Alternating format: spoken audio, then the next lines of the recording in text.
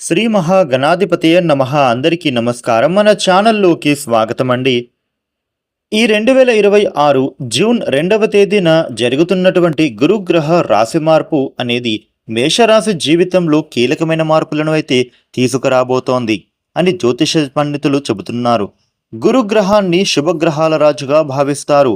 అయితే ఈ గ్రహం అనుగ్రహం ఉంటే గనుక ధనం, అదృష్టం, గౌరవం, విపరీతమైన అవకాశాలు పెరుగుతాయి. అందుకే గురువు సంచారం ప్రతి రాశిపైన ప్రత్యేక ప్రభావం అనేదే చూపిస్తుంది.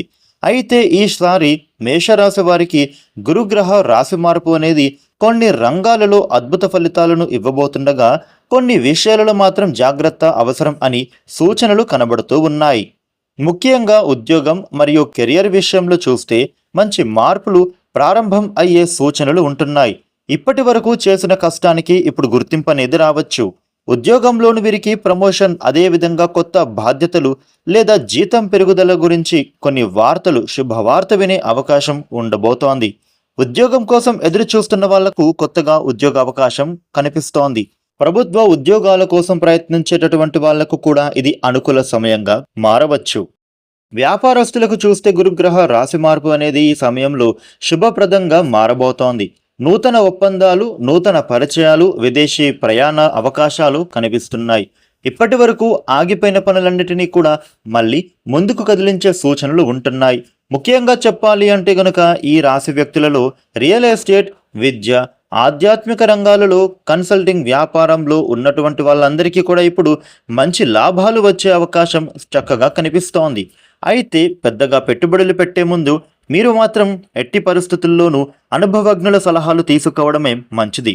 ఇక ఆర్థిక పరిస్థితి కూడా వీరికి ఈ సమయంలో క్రమంగా మెరుగుపడే అవకాశం ఉండబోతోంది. అనుకోని ధనలాభం కూడా ఉంటోంది. పెండింగ్ డబ్బులు అనేవి మీ చేతికి రావడం కానీ లేదా కొత్తగా ఆదాయ మార్గాలు కనిపించవచ్చు.